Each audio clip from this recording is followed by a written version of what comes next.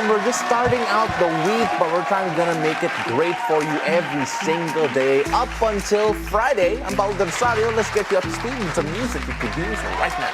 Hello there, beautiful people. I'm Anne Asis-Carilo. Yes, just like that, we're right smack in the middle of the week. Let us make this day a good one with some laughter, inspiration, and unstoppable energy. And I'm Monique Tuzon. Your mornings are always more fun with us. Join us in the next hour and a half for stories and conversations that matter. So today, it's a special Wednesday because our resident dog, Miss Laika, she gave birth this morning. Yay! Congratulations, Laika! Four adorable puppies. They're so cute. gosh, I got so tiny. bullet this morning when I walked in. There was a commotion. Yun pala, Laika's giving birth. It's so funny.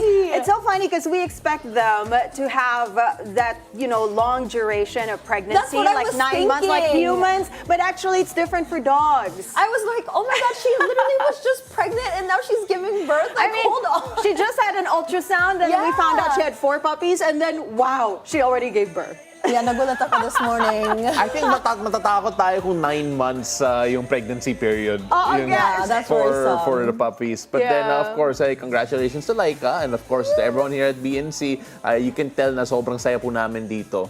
But of course, we're gonna try to make it a fun show for everyone as well because Yes. we have a nice slate of guests here today. We have a chef from New York, and I'm excited to talk about her, I wouldn't say weird, unconventional Yes. food that she makes. It may sound weird, but it looks amazing. Yeah. That's all I'm It gonna works. say. It works, actually. I am excited to learn more about crabs today.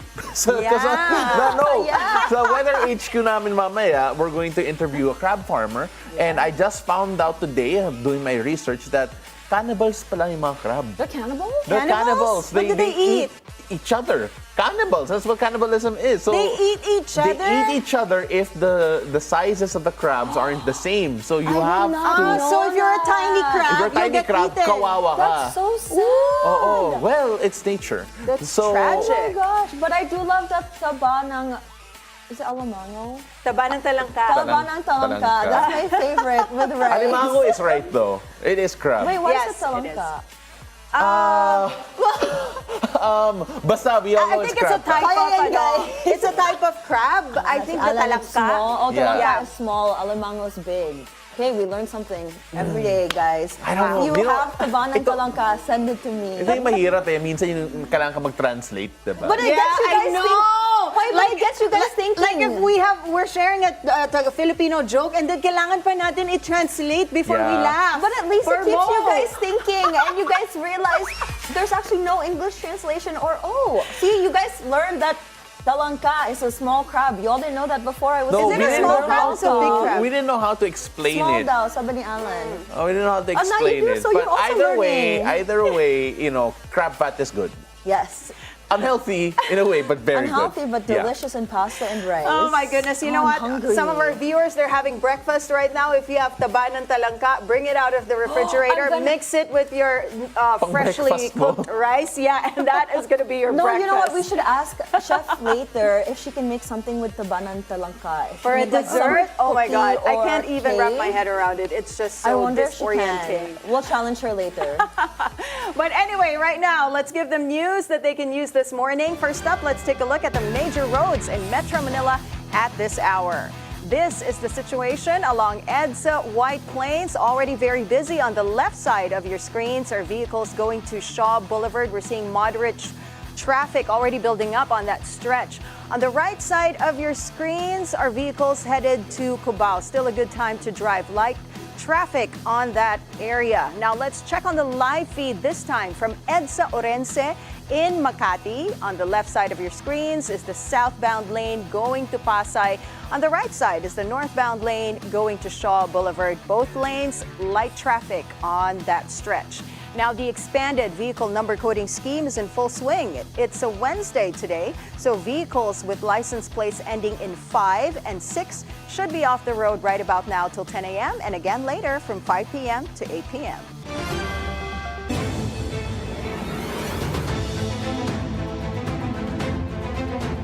Now let's find out what the weather is going to be like on this Wednesday. Paolo has today's forecast from Weather HQ. Take it away, Pao.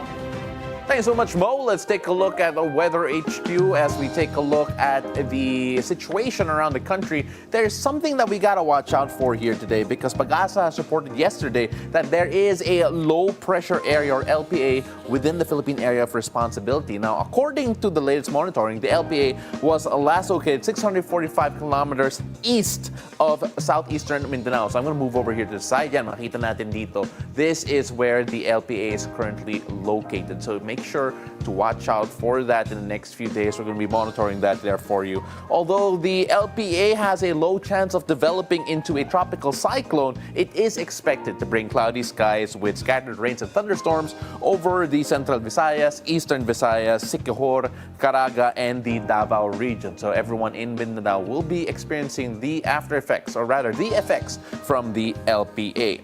Meanwhile, there's also the easterlies that we have to consider. The easterlies will continue to affect the rest of the country, bringing partly cloudy to cloudy skies, mostly cloudy skies, with isolated rain showers or thunderstorms, particularly in the afternoon or the evening. So do make sure you plan accordingly to that. Now, as of today, there is no presence of the northeast monsoon. So the northeast winds that we've been experiencing bringing cool weather, not there today. Now, let's take a look and examine the absence of the influence of the area by looking at the heat indices. Now, there is going to be something to watch out for because two areas are currently in the danger zone due to the extreme heat. Now, these areas are Dagupan City and Pangasinan, which is forecasted to experience the highest heat index in the country for today at a whopping 47 degrees Celsius. Now, this extreme heat could cause a lot of heat stress, could cause dehydration, even other heat-related illnesses such as heat stroke. So it's important that residents in that area stay cool, stay hydrated, at wag na kayong lumabas. Find a way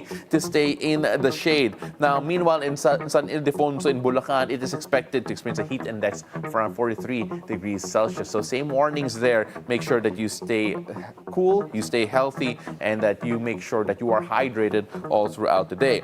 Now, residents in these areas should avoid the prolonged heat exposure. Now, of course, let's take a look at the areas under extreme caution. Now, with a heat index of 41 degrees Celsius, are Itiaga and Isabela, Pili in Camarines Sur, and Cotabato City and in Maguindanao. Meanwhile, Butuan City, Agusan del Norte, Tuguegarao City, Cagayan, and Subic Bay in Olongapo City are forecasted to experience around 40 degrees Celsius in terms of the heat index. Let's take a look at the three major metros in the country in terms of heat index here, where Metro Manila and Metro Davao are expected to have a heat index of around 39 degrees Celsius with a slightly lower at 35 degrees Celsius for Metro Cebu. So once again, people in those areas, make sure that you do plan accordingly for the heat that you are set to experience here today. Let's take a look at the sea conditions that we are going to have, and there are no gale warnings, so all sailors, fishers, and other mariners are free to go about their business out at sea, but make sure that you always watch the local weather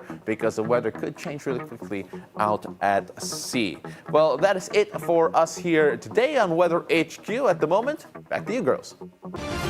Thank you very much, Pao. Now, the House insists it's time for the impeachment case against Vice President Sara Duterte to move forward, almost 2 months after they submitted the articles of impeachment to the Senate. House Minority Leader Marcelino Libanan on Tuesday led the filing of a motion to issue summons, which seeks to have the VP respond to the charges.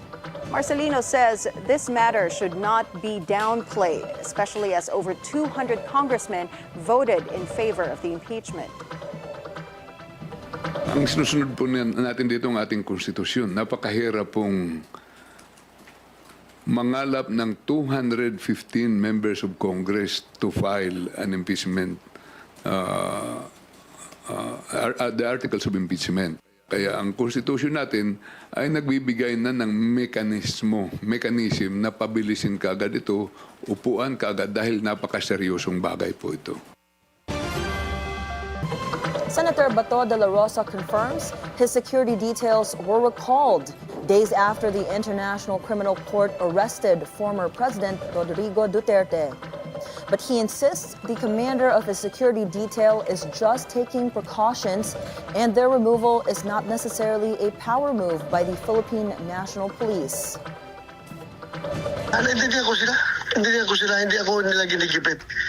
nag-iwas lang rin sila baka mamaya magka-problema sila. So, naintindihan ko, hindi sila kasama sa paggigipit. Hindi sila kasama sa paggigipit, kundi nag-iwas lang sila na magka-problema sila. Okay lang, normal naman yan. They can be there and they cannot be there. Gano'n lang yan. Bato shares he doesn't have any security arriving to Davao earlier this week, but a few unarmed retired police have volunteered to stick beside him. De La Rosa, the PNP chief during former President Rodrigo Duterte's drug war, maintains there is no reason to hide as there is no warrant against him. But he says he will only surrender to a local court and not the ICC. The House grants Davao City 1st District Representative Paolo Duterte's travel clearance for his personal trip to 16 countries.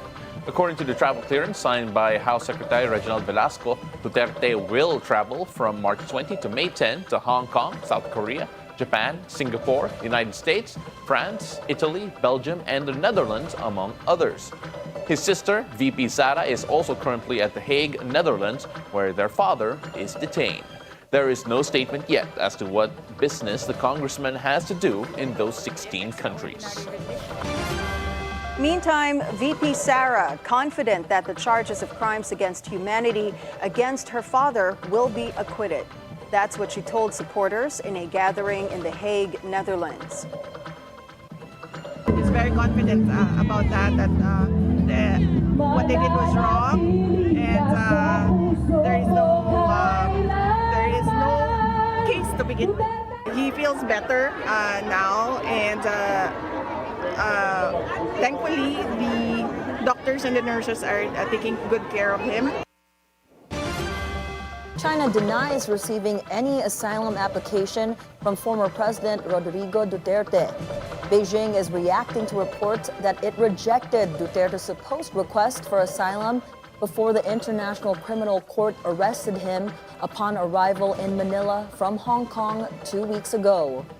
China's foreign ministry says Duterte's trip to Hong Kong was, quote, a private vacation. China has never received a so-called application for asylum from the former President Duterte and his family to the Chinese government for those so-called insiders who make things up or have ulterior motives. We hope that media friends will carefully make their own judgments and not take any truths from what they are saying. Siblings Kitty Baste and Paolo Duterte respond about their petitions for habeas corpus to the Supreme Court. In each their traverse comments in the SC, they maintained that the arrest of their father, former President Rodrigo Duterte, is a kidnapping. They also pointed to the recusal of the Office of the Solicitor General as legal evidence that ICC's arrest is illegal. Senate President Chiz Escudero says plans to fight the spread of fake news must be studied thoroughly.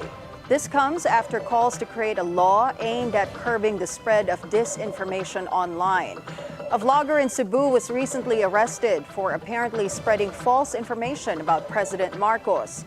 Escudero also says supporters of both the Marcoses and the Dutertes who dish out fake news must be equally held accountable. Normal siguro dahil siyempre maraming nalungkot, maraming nagalit, maraming nainis, nakapanalig, kakampi ng pamilya Duterte. Rason para maglabas sila ng kanilang hinanaing at sama ng loob. Pero hindi pa rin lisensya yun para sa akin na gumawa ng mga imbentong kwentong pinapasa nila bilang katotohanan. Ulitin ko, hiwalayin natin ang opinyon sa pagpepedel, pagpapalabas ng impormasyon na sinasabi nilang totoong balita o totoong nangyari. Ang mungkahi ko lang, dapat specific talaga, specified, at klaro yung ating pinaparusahan. Prosecutor General Richard Anthony Fadulyon says a resolution on the preliminary investigation of the human trafficking charges filed against former presidential spokesperson Harry Roque may be out next month. Padulyon tells BNC's On Point there were supplemental complaints received by the Department of Justice since the initial filing in September last year. if cases will be filed in court and an arrest warrant comes out for Roque. Padulyon explains they will look into the possibility of extraditing him from the Netherlands, where he is applying for political asylum. Warrant of arrest is, let's assume, again, hypothetically, that let's say a warrant of arrest is issued by a local court, then if we do have an existing extradition treaty with whatever country, then we will make the necessary request.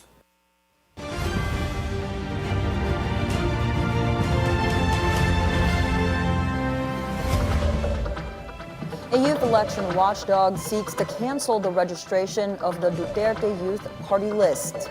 Kabataan Tayo is urging the Commission on Elections to resolve its petition, which they filed back in 2019. The group says the Duterte Youth's registration is void from the start because it was approved without the publication of the petition and a public hearing. It claims the Duterte Youth has been advocating for acts of violence, including mass murder. Ang ginawa ng Duterte Youth sa mga kabataan ay paglaganap ng disinformasyon, terror tagging sa mga kabataan upang palabnawin, kaligtaan ang mga lehitimong panawagan ng mga kabataan. Hindi sila ang tunay na representasyon ng mga kabataan sa Kongreso. In world news, U.S. Defense Secretary Pete Hegseth denying reports top White House officials shared classified war plans against Houthi rebels in Yemen to a journalist. His statement comes after The Atlantic reported that top Trump officials mistakenly disclosed war plans in a messaging group that included its editor-in-chief, Jeffrey Goldberg. The plans supposedly include information about targets and U.S. weapons that would be deployed. Hegseth, though, is discrediting Goldberg. President Donald Trump says he is unaware of the alleged leak.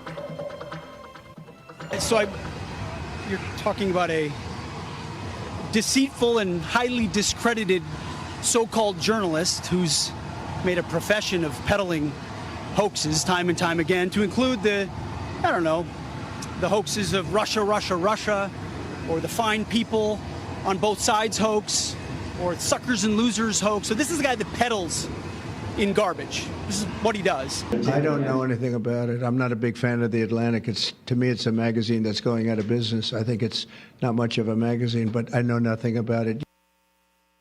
Washington launched a large-scale operation against the Houthis on March 15 due to what it says is the Iran-backed terror group's unrelenting campaign of piracy, violence, and terrorism in the Red Sea.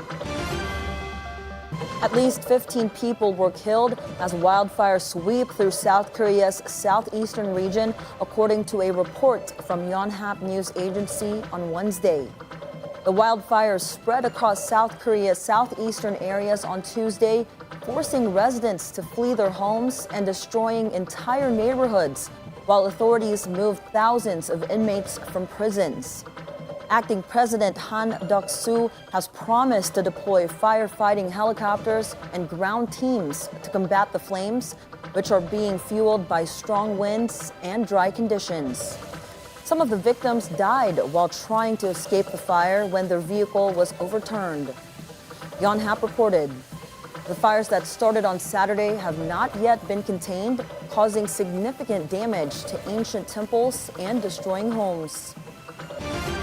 In southwestern Japan, over 1,000 residents were ordered to evacuate their homes as a wildfire continued to rage on Tuesday, while firefighters struggled to control the flames. The fire, which began on Sunday in the city of Imabari in Ehime Prefecture, has destroyed an estimated 214 hectares of land, according to Japanese national broadcaster NHK. Another wildfire, which also started on Sunday in Okayama Prefecture in southwestern Japan, destroyed 250 hectares of land and damaged 6 buildings, but stopped spreading the next morning. Firefighters and Japan's Self-Defense Force helicopters were working to put out the blaze in Okayama on Tuesday. The Duchess of Sussex gives another rare look at her children. On Instagram, Meghan posted a new photo of her with Archie and Lilibet. The image shows the kids all grown up while seemingly sharing their mom's love for harvesting. Meghan captioned the sweet photo, "Every day is a love story." Meghan and Prince Harry have opted to keep their children's faces out of the public eye since separating from the British royal family in 2020. Over in sports, a strong start for the Philippine men's national football team in the AFC Asian Cup qualifiers. The Philippines cruised past the Maldives on Tuesday at the new Park City Stadium in Capas, Tarlac, 4-1. Jefferson Tabinas opened fire for the men's national team at the 6th minute. Bjorn Christensen and Randy Schneider scored goals as well, and Sandro Reyes delivered a coup de grace in stoppage time. The Philippines is set to face Tajikistan and Timor-Leste in their upcoming matches. Meanwhile, our very own Alex Ayala is gearing up for a formidable challenge at the Miami Open.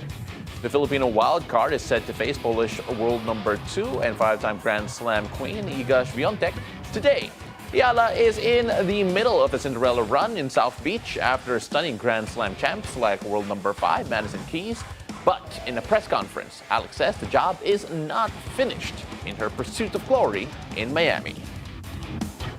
It's a big thing to take in, and I feel it's important for me to take it in step by step. I'm so super proud of what I was able to accomplish, but it definitely fuels me more. I understand. I know, and it's in my mind that I have a next match. And here comes a new challenger. Filipino skateboarder Marjeline Vidal is taking her skills from the streets to the screen.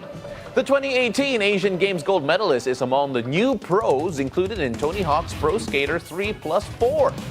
The highly anticipated game is a remaster of the iconic series that dominated the early 2000s. And other people tease me in the Tony Hawk game. My advice to other kids, just try skateboarding or like even other sports. Just have fun and don't forget why you started. Tony Hawk's Pro Skater 3+4 drops in major gaming platforms on July 11th. In entertainment, the baddest internet sensation, Bretman Rock, having the time of his life in Bohol.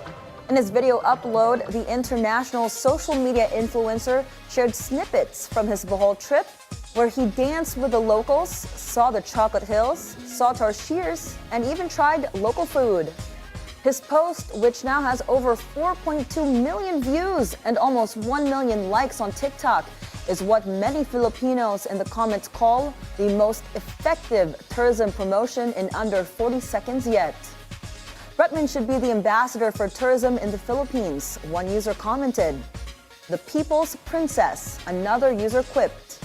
Bretman arrived in the Philippines last week with his cousin, Miss Kay. Oh, we need Bretman here. I love him, and I'm one of the 4.6 million likers, 4.2 million likers. I saw that video, and it was so adorable. Yeah, I mean, like wherever Bretman goes, always causes a stir in a good way. Yes, yes. You know, it's always great that he's promoting Bohol, which is really popping right now, to be honest. I was there recently, and you know, I always enjoy my time in Bohol. And hopefully, because he was also in Coron, or rather Palawan, not sure if it was Coron specifically, but he was in Palawan. And yeah, every time he's here, it feels like it's a great advert to the world about how beautiful the Philippines could be, especially in the provinces. Well, I just love his posts because they're just very raw and they're very real. Yeah, yeah. Like there's no fakeness. When you see Bretman, that's how he really the authentic, is. the authenticity of the videos, that's what makes it really effective. Look at that, like dancing and, you know, seeing all the sights. But if you were to choose, if you had just one destination to go to, would you go to Boracay or would you go to Bohol? Ooh, that's a trick question. It depends. No, but yeah, I mean, like it depends. I mean, they both have their you know, their pluses, their beauties. I mean, like you know, when going to Bohol, going on the river cruise is actually really fantastic. Going to the beaches there as well, and there's a new party scene popping there as well. And also, there's so many new Korean places in Bohol. There's a lot of Korean places. So many when Korean I went there Bohol. last year, there's a lot. And even just cafes in general. I think there are 6 direct flights from South Korea to Bohol on a daily basis. So that's the reason why there's so many tourists there from Korea. And there's a big market that caters to them. But also, nakikinabang din tayo eh. Because all of a sudden, there's just a lot of Korean choices Yes, Bohol as in well. Bohol, right? Yeah. Boracay used to have that, not as much. Less people are in Boracay right now. But then, in general, I think it's such a great advert for Bretman Rock. We're going around. Yeah, we should and have him on the promoting. show. Yeah. We should try, guys. Let's get Bretman Rock. Now, moving on, the legendary quiz master is back. Guys, this May, Bilyonaryo News Channel presents the ultimate TV quiz show with David Celdran. Here's a look.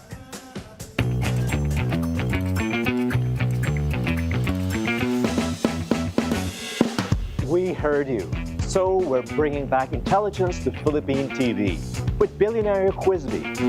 Bilyonaryo Quiz Bee will feature questions on science and technology, arts and literature, mathematics, history and geography, social sciences, and general information.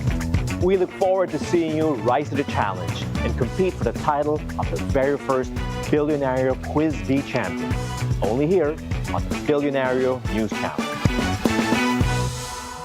In its first ever season, 27 college students will compete for the chance to win over 2 million pesos. So, if you think you have what it takes to be a Bilyonaryo Quiz Bee champion, scan the QR code or visit the link flashed on your screens. Deadline of submissions is on April 4. I am super interested in that. I feel like I haven't seen a trivia show. Yeah, It's been a while, just pure trivia. Not a lot of burloloy on the side. Yeah. And I do love trivia shows because I learned so much from them. It's I think really you have to interesting. watch this in particular I for will. your continued Philippine culture education. Oh, yes, all gonna be in Filipino, right? I should totally watch the first episode like live here on the studio. Bakawawa ka, to be honest. But we'll I'll be see. lost. But 2 million pesos, 27 students. Hey, good luck to everyone who wants to join, and hopefully we see you in the studio soon. Yeah. But we've got more conversations for you here on the show because after the break, Filipino-American chef Abi Balingit joins us live straight out of Brooklyn, New York to talk about her quirky take on Filipino desserts. So don't go away. It's a beautiful day. We'll be right back.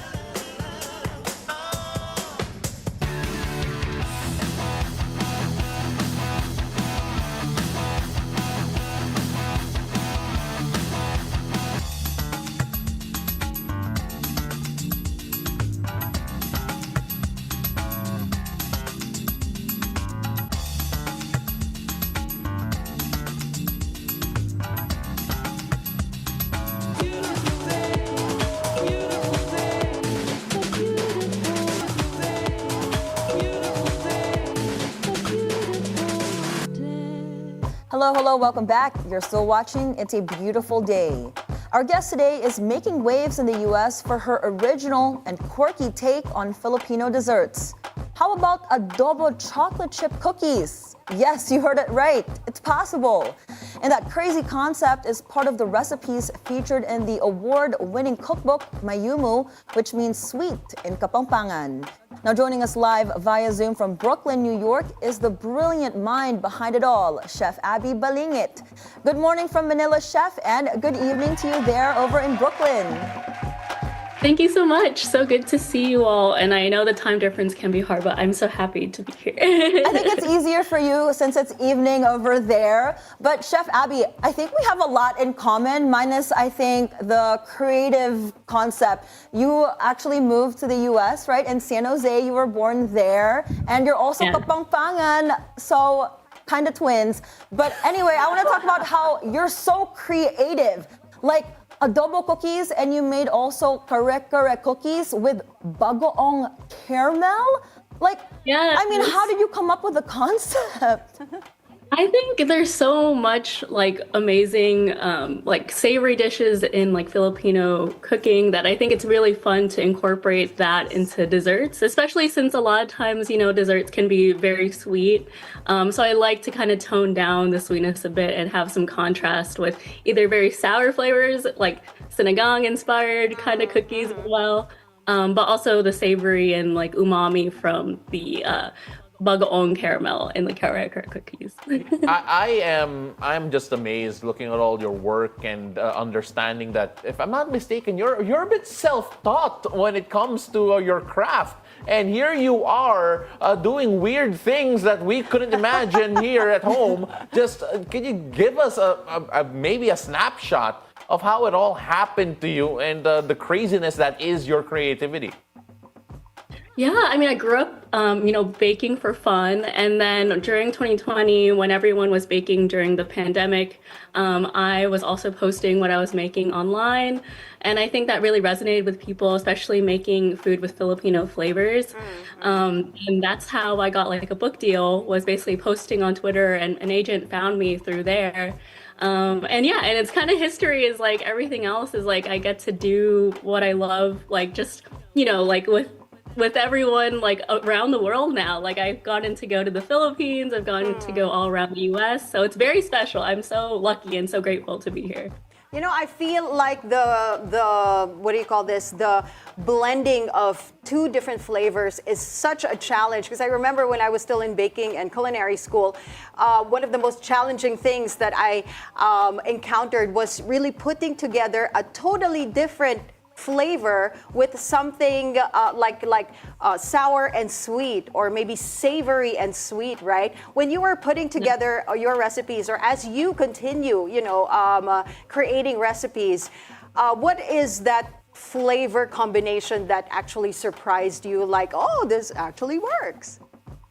I feel like, well, I know like we talked about the adobo chocolate chip cookies, but I think I was really surprised that I think having soy sauce and having the bay leaf, and also like pink peppercorn, all those flavors, floral, spicy, herbal, and like very like salty from the soy, just makes sense. And I think that like it's very fun to find the balance of all those flavors. And sometimes people say less is more, but sometimes I think I'm more maximalist. I think more is better. I don't mind like playing with it. It's so funny because you take a look at, you compare the hot kitchen to when you're baking. It's almost, you have to get down to a science.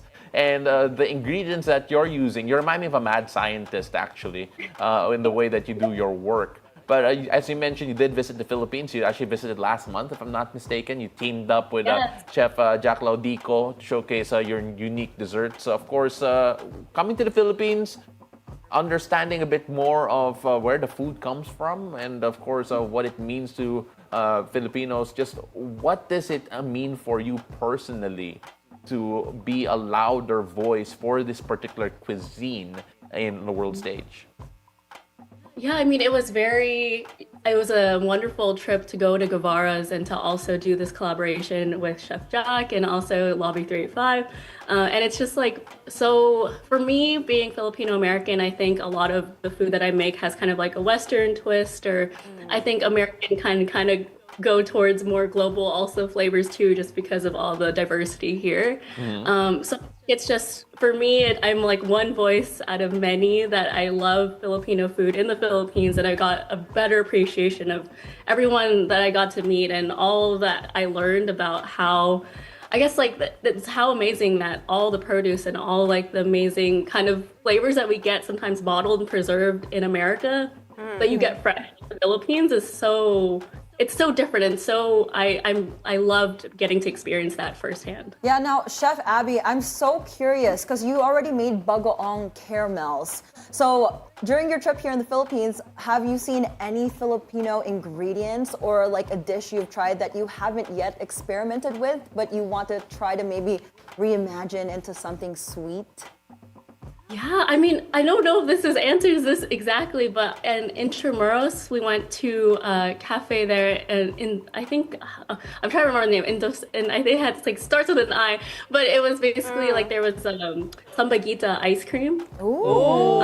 And it was so good. It was like, they used like fresh sampaguita, and I was like very, kind of like, even when now I think of when I want to make something savory, I'm like, oh, maybe if I had fresh sampaguita, I could make something really cool with that.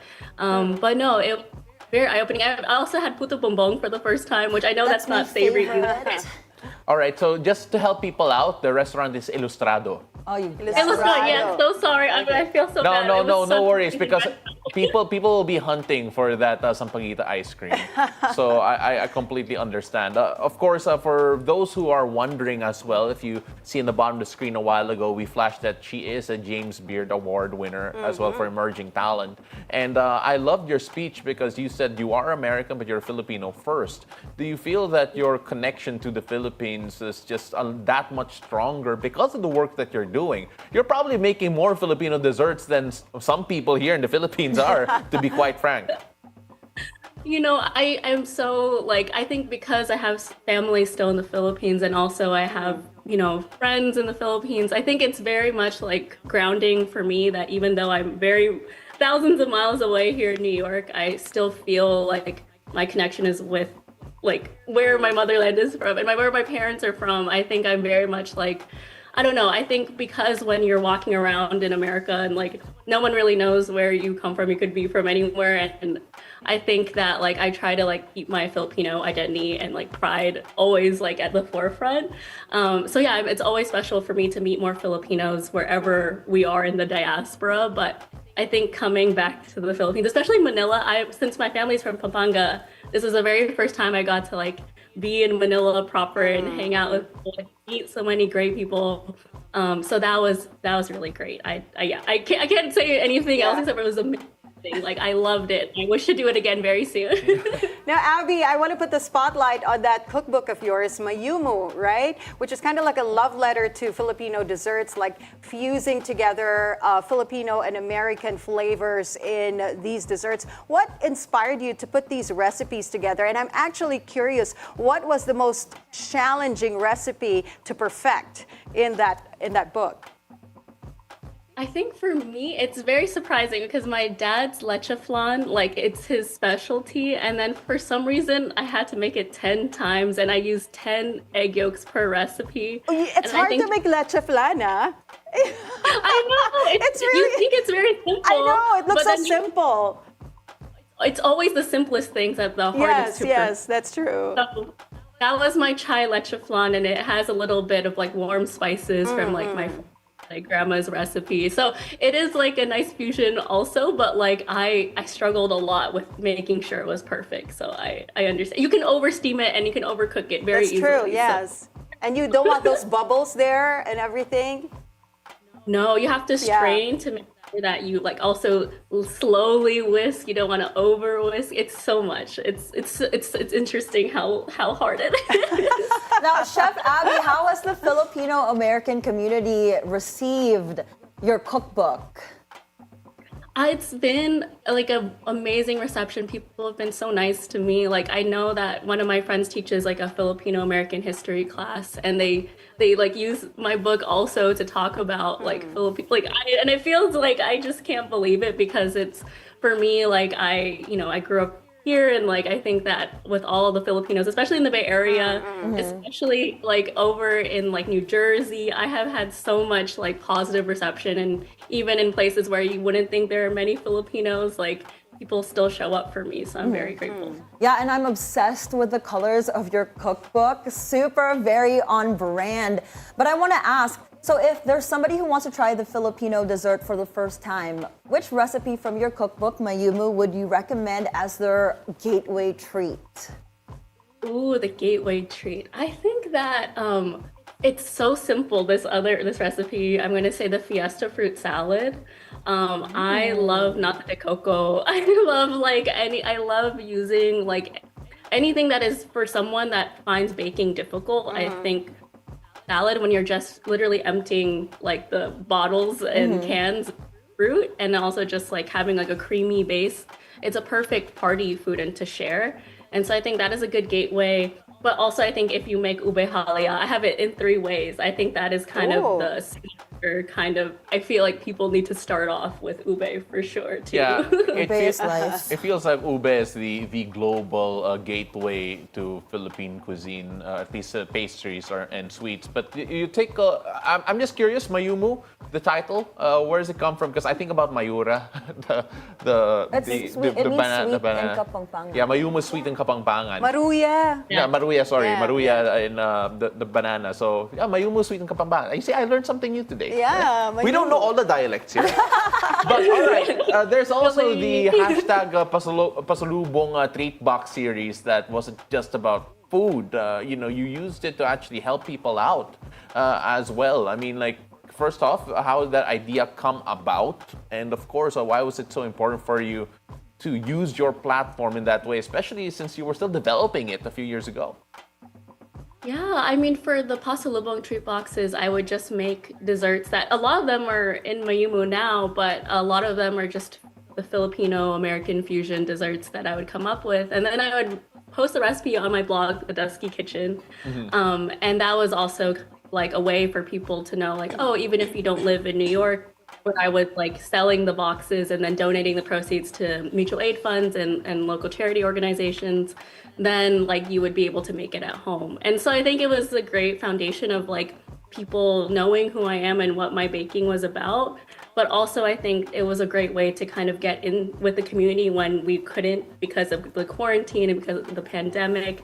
So I thought it was really special to kind of reach out to people through sweets, through their love of sweets and desserts, even though we couldn't necessarily like be in the same room enclosed. I would do drop-offs in the park.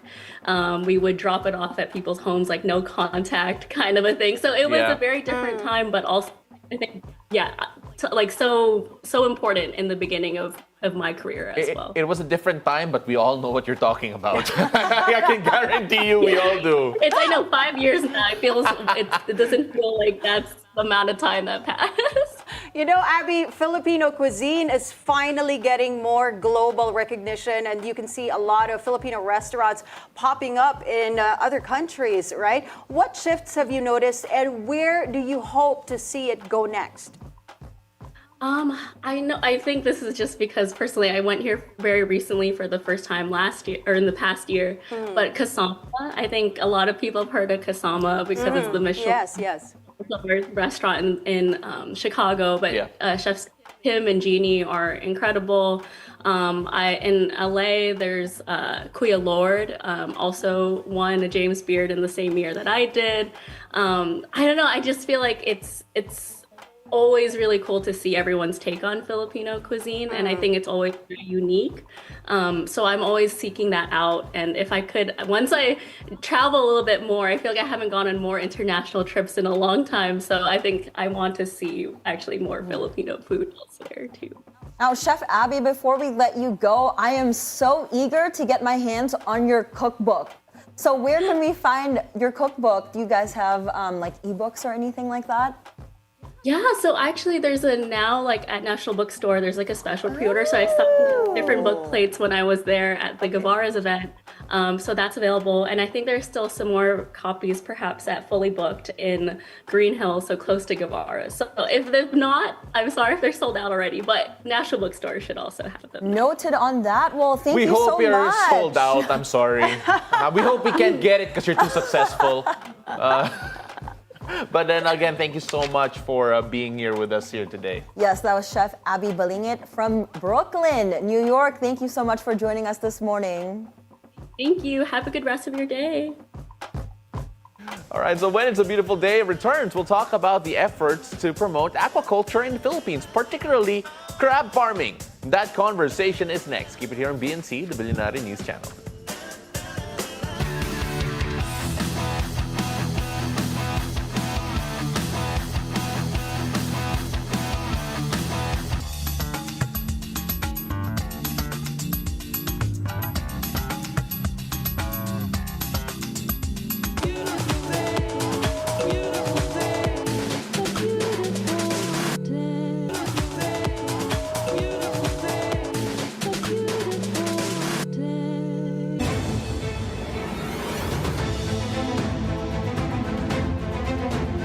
Hey, welcome back. You're still watching It's a Beautiful Day. This is the Weather HQ segment. Now, aquaculture is a crucial part of the Philippines economy, driving food security, creating jobs, and strengthening the seafood industry. Villa Orbe Farms is leading the way in terms of crab farming by integrating recirculating aquaculture systems, or RAS. Now, improving water quality, crab fattening, and sustainability, as well as farming efficiency. To share more about this innovative approach, we have Mr. Paolo Enrico Orbe of Villa Orbe Farms joining us today via Zoom. Magandang umaga, Paolo. Pasensya na po na hinole name po kita. Thank you very much for joining us. Good morning. Good morning also. All right, sir, let's take a look first at aquaculture, aqua farming. When we take a look at the story behind Villa Orbe Farms, can you give us a brief background kung paano ito nagsimula? Actually, this started during the pandemic. So pre-pandemic kasi ang nangyari dito is mahilig ako kumain ng crabs. Yeah. So, it just so happened na nasa Singapore ako that time. Then I saw this training there sa Singapore. So, but the training itself is in Malaysia. So, we traveled from Singapore going to Malaysia just to para matutunan natin kung paano work out yung crab farming using recirculating aquaculture system. So, para madala natin dito sa Philippines. And to start lang muna, yung personal muna yung ginagawa namin, pang personal, then it goes commercial po. Well, you mentioned that, I like how nagsimula to sa Singapore kasi most likely kumakain ka ng chili crab. Yes. Of course. Siyempre. Nagbabakasyon ako nun eh. But then when you started studying RAS, ano yung siguro yung biggest learnings mo at bakit itong sistema yung ginagamit mo dito sa Pilipinas? Actually, yung biggest learning ko dito is yung daily grind. Meaning yung, kasi this is not grow out no? This is purely crab fattening. So meaning to say, we buy the crabs same size but payat or the rejected ones. Tapos, ipa-farm natin sila or papatabain natin sila dito sa ating RAS, in a span of 15 days para maging premium quality or export quality sila. And sorry? Go ahead po, go ahead. Ayun. So, para maging export quality sila. At mas maganda pagka ni-release natin sila sa market, mas magiging masaya yung ating mga consumers dahil mataba nga mismo yung mga crabs natin eh. So, kumukuha kayo ng mga rejects and when you take a look at yung traditional aquaculture natin dito sa Pilipinas in terms of actually producing crabs, ano yung mga nakikita mong mga gaps that you're trying to siguro take advantage of, noting that yung mga rejects kinukuha nyo? No, here.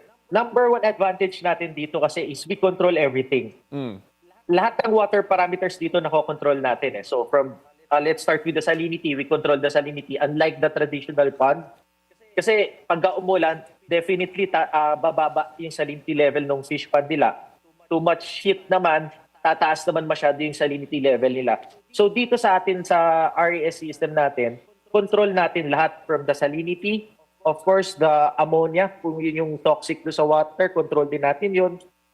That's why we check the water parameters twice a day, morning and evening, para maging efficient yung sistema natin at mas mapaganda natin yung produce natin. And of course, noting that kinokontrol ninyo yung water quality, when you take a look at yung RAS, masasabi mo bang climate change resistant siya? Kasi right now, pinag-uusapan natin, in general, that climate change is affecting water quality, it's affecting the seasonality of certain produce. Mas resistant ba kayo? Yes. Yun yung tulad ng lagi ko sinasabi sa mga students namin na this is one of the advantage kasi climate resistant tayo kasi we control everything nga eh. So hindi tayo naapektuhan pag sobrang ulan, sobrang init, parang lang tayo, chill lang tong sistema natin. And of course, maliit lang masyado yung space natin, walang nasisirang mga tulad sa pond, yung ipil-ipil na tinatawag nila. So, walang binubutas yung crabs. So, dito, nakokontrol nga natin. Yun yung kagandahan ng RAS. Yung RAS, we're going to take a look at it from a business standpoint because Sa totoo lang, based on everything that you're telling me right now, it seems expensive eh. But then when you look at yung pricing ng mga crabs, or especially yung volume of the crabs that you're able to produce from a business standpoint, paano mo ito nababalance? Actually, lagi ang tulad ng sinasabi ko, mahal to talaga. Mahal yung investment eh. Sa una, mahal kasi you'll need to invest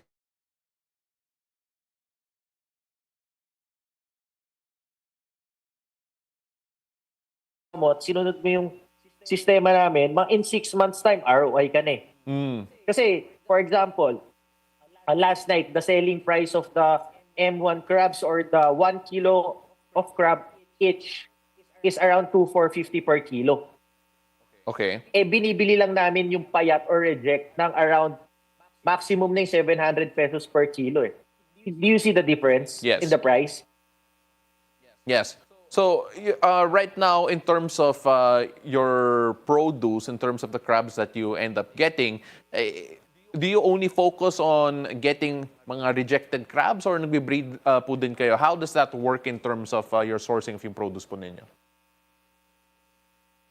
It looks like we're having a hard time reconnecting with Paolo Orbe, but then as you mentioned a while ago, we are focusing on RAS, a new technology that he is using to help really take the Philippine crab culture here to another level. Hindi po crab mentality po, we're actually talking about crab farming. Now we're back with you here, Paolo, na maayos yung connection natin. I was wondering about where you source your crabs initially. You said that nag-focus kayo sa mga rejected crabs, but do you actually breed them as well? Or is there, what's the process when it comes to that? Because if kung yung reliance po ninyo is just the rejected crabs, maybe there is a problem na masyadong madaming rejected crabs out there in general.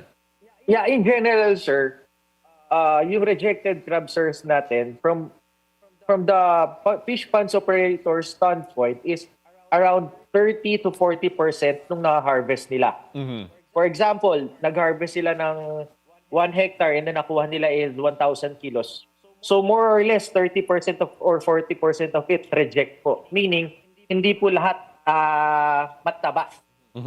So yun po yung nangyari po doon. And of course, kami naman dito, ang target namin kasi dito is yung small-time players like the fisher folk, yung mga hunters ng crabs.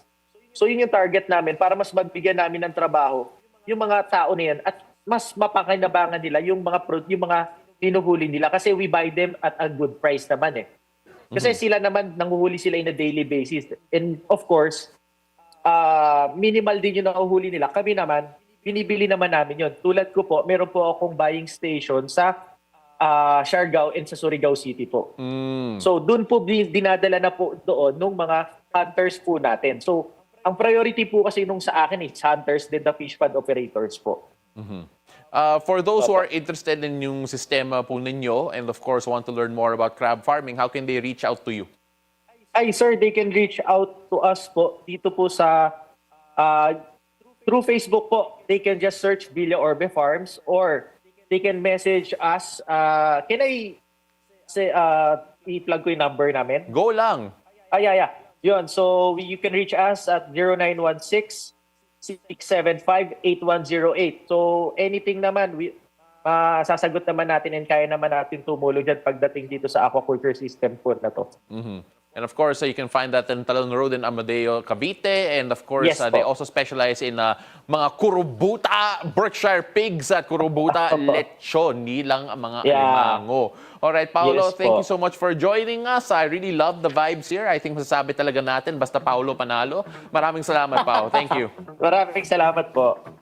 Alright, that's it for Weather HQ for today, or for the moment. Back to you, girls.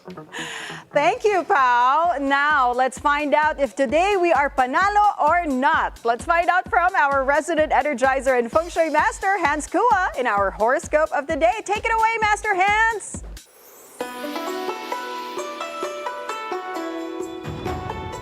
Good morning! It's a beautiful day with Master Hans Kua. Ito po ang horoscope for Wednesday, March 26. Para sa mga pinanganak ng Year of the Rat, kung may problema, pag-usapan agad upang maayos ng maaga. Red at 5. Kay Oksaman tayo ang mag-invest sa mga bagay na makakatulong sa iyong growth. Yellow at 2. Kay Tiger naman ang maglaan ng oras para sa team building activity. Purple at 4. Kay Rabbit naman tayo, ang pagiging wais sa gastusin ay magdadala ng peace of mind. Pink at 7. Kay Jago naman tayo, mag-exercise! Kahit 15 minutes lang. Ox na yan! Green at 8. Kay Snake naman tayo, bigyan pansin ang iyong well-being at pagpapahinga.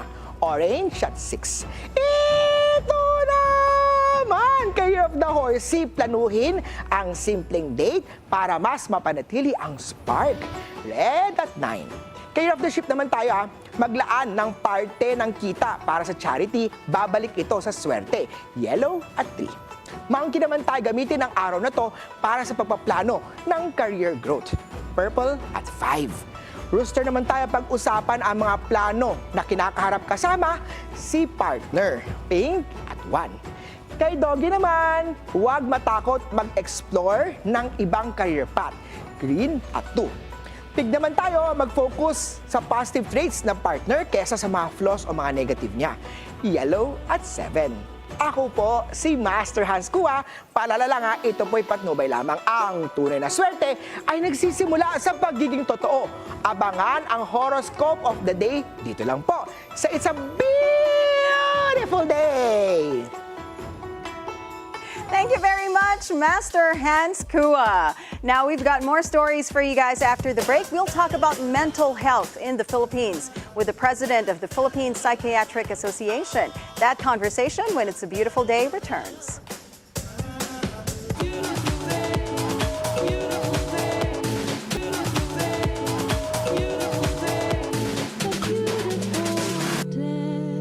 Hello and welcome back. You're still watching It's a Beautiful Day. Conversations on mental health have helped break stigmas and encourage wellness over the years. Despite this progress in mental health, however, one thing remains a problem for many Filipinos, and that is the issue of access. We are joined this morning by the president of Philippine Psychiatric Association, Dr. Joan May Perez Rifareal. It's a beautiful day, Doc Joan. Welcome back to the show. Hello, thank you very much for having me, Anne, and of course to Paolo and Monique. And it's a beautiful day. Thank you very much. It's always a beautiful day when you're here to guest on the show, and you are now our resident psychiatrist, Doc. Well, thank you. Thank you. But going to our topic this morning, you know, a lot of people, they go to the gyms, they take care of their physical health, but mental health is actually as important as physical health. But the sad reality is, you know, these therapies and treatments are not easily available as gyms and maybe yoga studios and sports centers, right? Doc, can you tell us what are the factors that prevent Filipinos from getting therapy, and how can we make therapy more accessible to everyone? Yes, Anne, as you've mentioned earlier, the stigma is still there. There is still negative perception towards mental health, especially in sometimes there's judgment, there's discrimination when we hear about someone who may want to seek help for their mental health concerns. So the stigma is still there, discrimination, the judgment, and that's why we are really thankful for platforms like this where we can discuss about mental health in a safe space without any judgment. Another factor is accessibility. As mentioned, for the PPA, for the Philippine Psychiatric Association, there is about maybe 500 to 600 only of us psychiatrists for a population of 110 million Filipinos. And that's why accessibility to services can be a concern as well. But with the PPA, we've been continuously working on reaching the unreached. We are here to help. And that's why we have been partnering with NGOs, collaborating with our colleagues from the Philippine Psychological Association of the Philippines, the guidance counselors groups, and other groups who also advocate for mental health. And we also do training of primary care physicians and other healthcare workers in terms of at least being able to assess and help us with a diagnosis of mental health in the barangay levels and LGUs. Well, Doc, you mentioned that access of obviously, well, it boils down almost practically speaking to the low number of medical practitioners in this particular field. I know that you have been, or at least a lot of your colleagues have taken to technology to try and make it more accessible. There are online consultations, online sessions that are accessible through via apps. But is there any reason in particular that you feel na medyo konti ang mga mental health practitioners dito sa Pilipinas? Are students not getting enough incentives or not looking at this as a viable career choice in their future? Thank you for this, Paolo. In fact, before, when I was still in med school, mental health kasi during that time was not really being talked about because, again, of the stigma and negative perceptions about it. Unlike in other countries where it's really very acceptable when we say, but they're very even proud to say now they're seeking help for their mental health concerns. But recently, especially now, we've seen a trend. I also am a training officer, meaning I also train the younger doctors who are pursuing this specialization on psychiatry. So we have seen a steady increase in the number of young doctors who are interested to pursue psychiatry as their specialization after med school, after passing the board. So we've seen a steady increase in the number of applicants. And I think this is due to an increase in the awareness of mental health concerns, mental health, how it affected us, especially during the pandemic, years, during the pandemic, we've seen an increase in the number of individuals who were really talking about having these mental health concerns like anxiety, depression, and so the passage of the mental health law also in 2018 helped with this increase in awareness. So yeah, there has been a steady increase in the number of young doctors who are pursuing this now. Doc Joan, I heard you had a show. That's why pala you're such a pro in front of the camera. You have a show called Mind Matters. So can you talk more about your show and what do you guys usually talk about?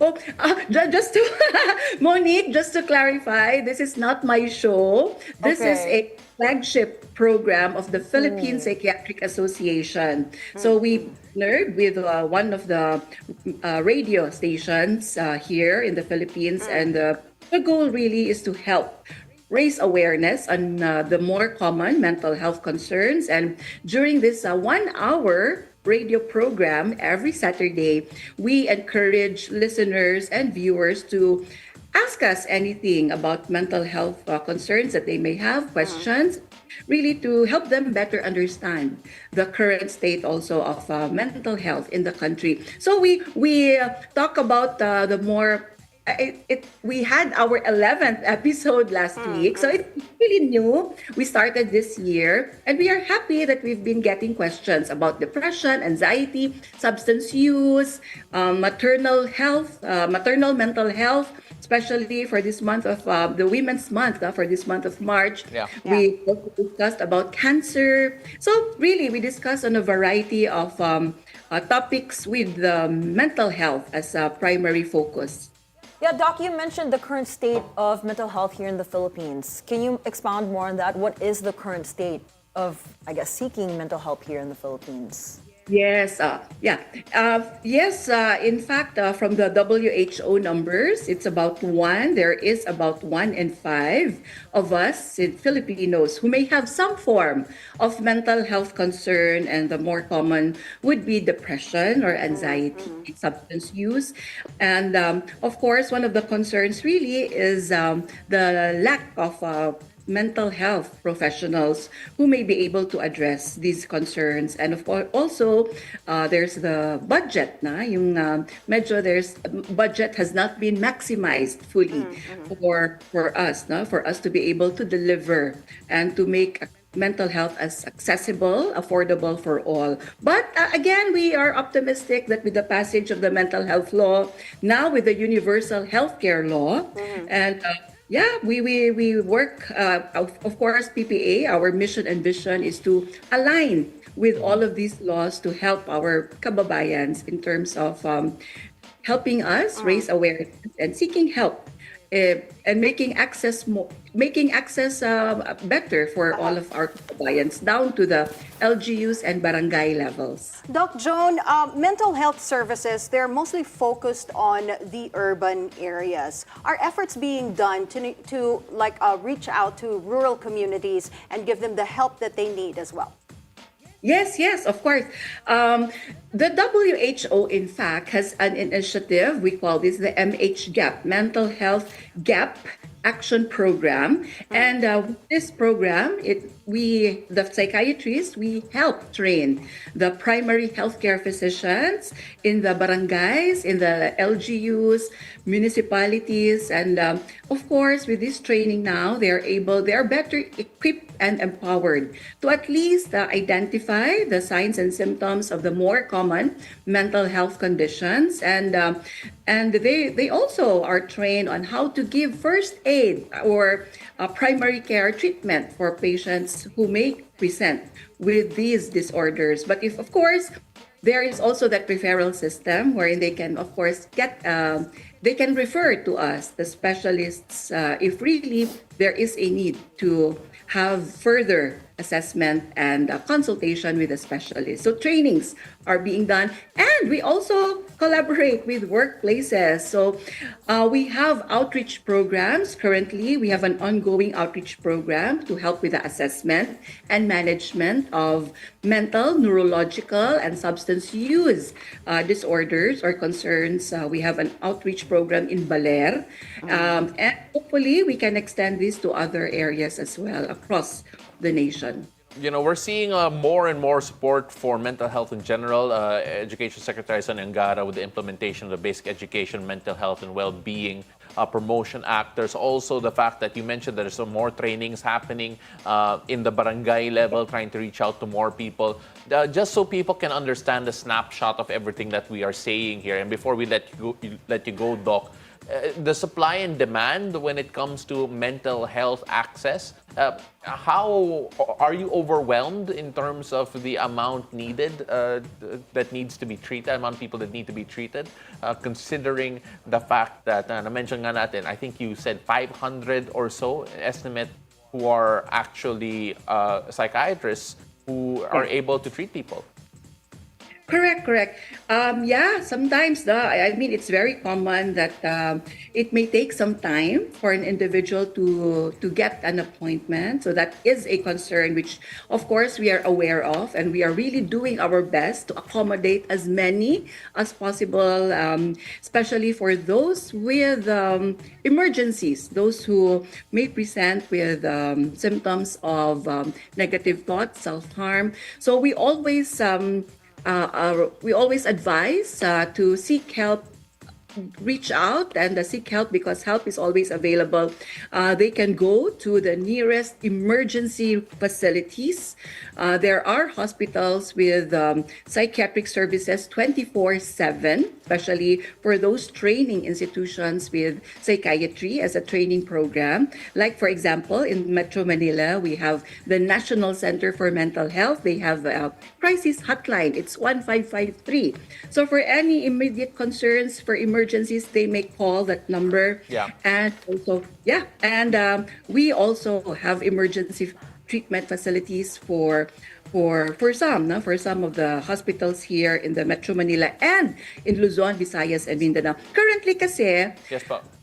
That's why we are very happy, kasi before it used to be just a few hospitals with training programs for psychiatry. Now we have currently 20 training institutions across the Philippines. So it's not just purely in Manila, but we have in Visayas and Mindanao as well. So now we are really reaching the unreached through all of these training institutions, and we've seen a steady increase in the number of younger doctors who are very much into mental health and training to become our future psychiatrists and leaders in mental health. Doc, we really appreciate all of the words, and of course, for those who need their help mentally, don't be afraid to reach out to anyone that is anyone that she actually referenced a while ago. Also, reach out to Doc herself. I'm sure she'll be willing to put you in her schedule as well. Thank you so much. She is the president of the Philippine Psychiatric Association. Association, Dr. Joan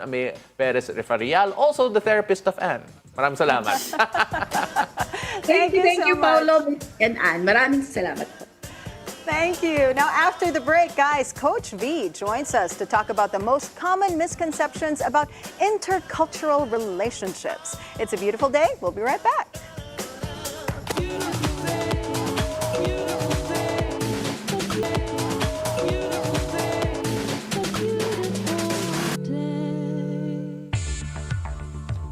Welcome back. You're still watching It's a Beautiful Day. The concept of afam often raises eyebrows in society. But what's the real score when it comes to intercultural relationships? Coach V returns for today's Love Hacks. Take it away, Coach V.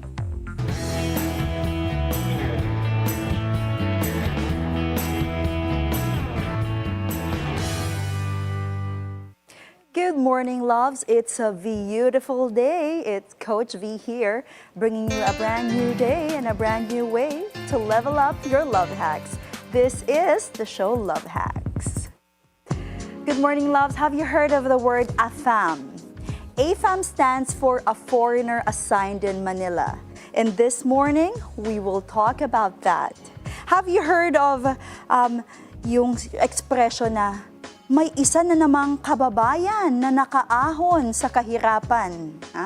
Have you heard of that, my loves? Nako, if not yet, we will be able to explain and let you know if one of the things that we're going to tackle today is about misconceptions. Coach V, let me help you out there because we're looking at some of the research that we have here, especially from the Asian Journal of Social Psychology. Sabi nga nila that interracial couples, especially with an age gap, minsan may public judgment, especially kapag again you see the age difference and then you see na interracial couple sila. Thank you so much for that, Pao. That's true because usually people assume what they don't know. When they see a younger Filipina with an older foreigner, they usually jump to a conclusion na visa yan. For visa purposes yan. That's why I created a video recently about this because I felt for Filipinas who are genuinely looking for love or in a relationship with AFAMs, but they are being taught or being construed as a 90-day fiancé type. Now let's watch this video very quickly. Somebody's watching me, it's my anxiety.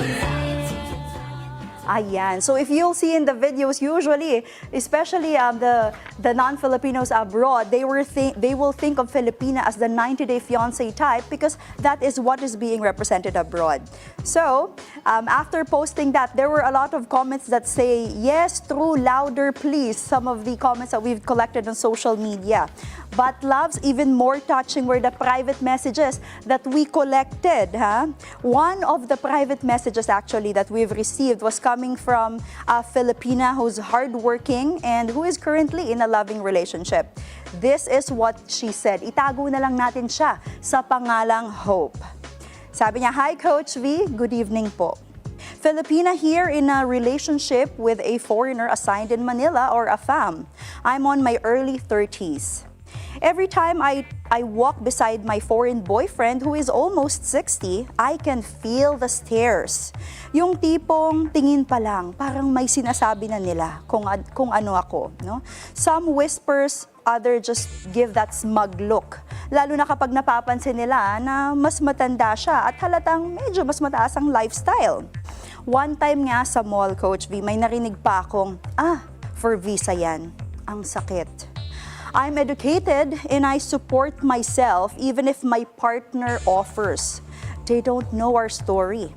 They don't know how he held my hand through my darkest days or how he treats me better than anyone ever has. I've done the same for him too. Bakit ba love has to come with judgment? Dahil ba AFAM? Visa agad? Nakakaiyak po. Yan nga ang message sa atin ng one of our viewers and followers here. Have you ever met somebody like a Filipina who is genuinely in a relationship with a foreigner? Yeah. Yeah, I mean, like there are a few. To be honest, I mean, like especially sa sports when we see mga foreign players and we see their parents and just see how they all come together. At may stigma nga, and I think you mentioned the reference yung 90 Day Fiancé. That show went viral for a while. With Rose and No Neck Ed. And No Neck Ed. I mean, nakita natin, right? So, I mean, I'm sure that doesn't help yung stereotype na yun. Absolutely. Because especially if you have not traveled to the Philippines, this is the representation of Filipinas outside of the country. How about you? Do you have any close friends who has been married and have been in a relationship for a while na intercultural? Yeah, I actually have a friend who met hers through a dating app, and then they dated for a while, and then they got married, and now they live happily together. They have a kid, and it's a love story that, ended in a wonderful way. Right. Yeah. Yeah, how about you, Well, because in the U.S., like a lot of the Filipino Americans, they do get married to foreigners. So it's not really a thing in the U.S., right? Compared to like the stigma here in the Philippines. Yung age gap rin eh. But there right? is that age gap. Like for me, I mean, we've talked about it before on Love Hacks, like the age. For me, it's to each his own, right? What makes you happy? Because maybe there are people that do marry for visa purposes, but that's maybe like the 1%. There's most of the time they do marry for love. And most of them are successful. Yeah. So I didn't realize that's a stigma here in the Philippines, honestly. Because for me, it's just normal. Pero okay, let's get into it. Kasi I think this all boils down to bakit may kasamang judgment ang pagmamahal. Absolutely, and we will break some of those myths today. But think about some of the celebrity examples that we know, diba? Think Solen Yusuf, Ann Curtis, Isabel Daza. They're fit, they're attractive, they're empowered Filipinas who have built real partnerships with foreigners. Nako, and not only them, my loves, thousands of self-made, respectful Filipinas today are open to a fam, not just for visa, but for real connection. So let's talk about the reasons why. Bakit nga ba ang mga Filipinas falls in love for foreign men? Number one is because of mixed race genetics, among many other reasons.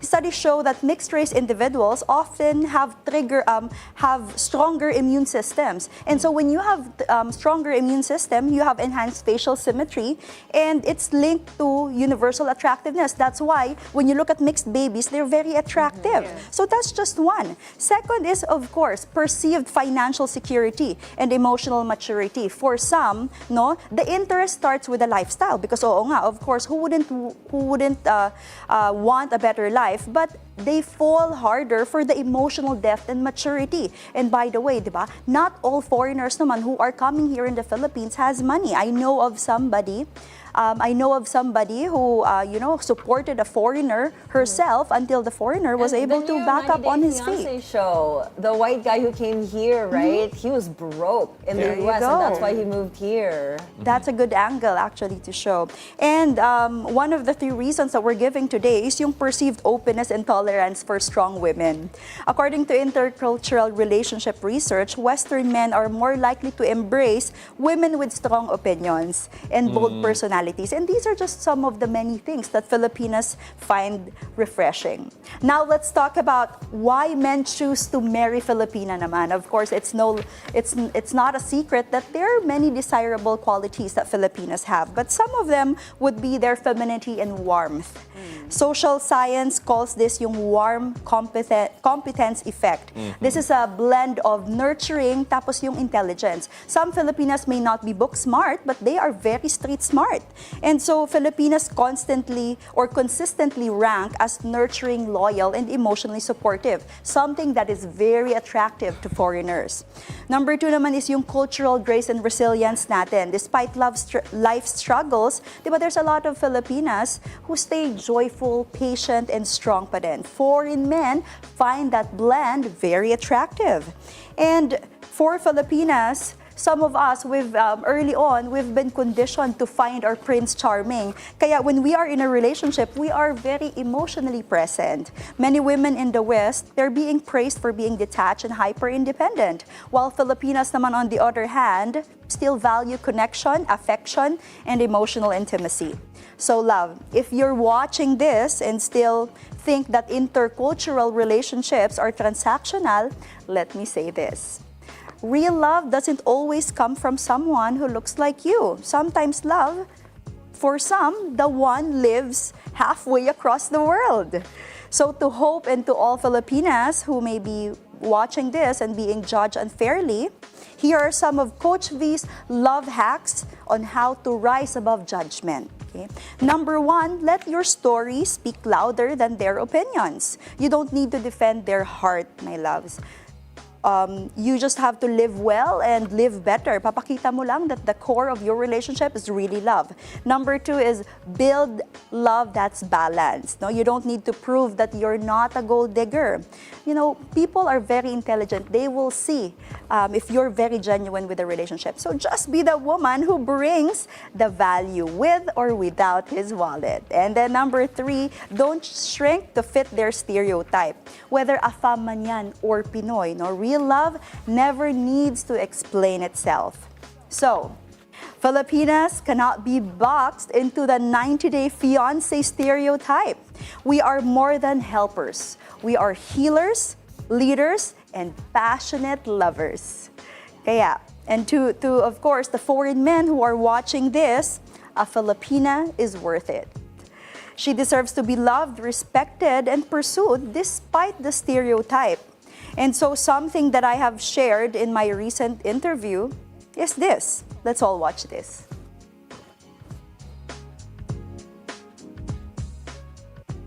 Like, let them woo you. Let them come to you. Let them work for your love, for elite matchmaking. Okay, what's this intercultural dating? Like, for example, I know you want to basically, because we're very welcoming, we're, you know, all that good stuff. Basically, we train the foreigners how to make ligaw, the Filipino way. Interesting. Because I do feel that there's something very beautiful in our culture, yung courtship. It's the other way around. You have the expat adjusting to Philippine, yes, that's very Filipino important. values. Yeah, I don't tell the women like, hey, be like this. Like, let them woo you. Let them come to you. Let them work for your love. That's why we have to make sure that our women are very quality.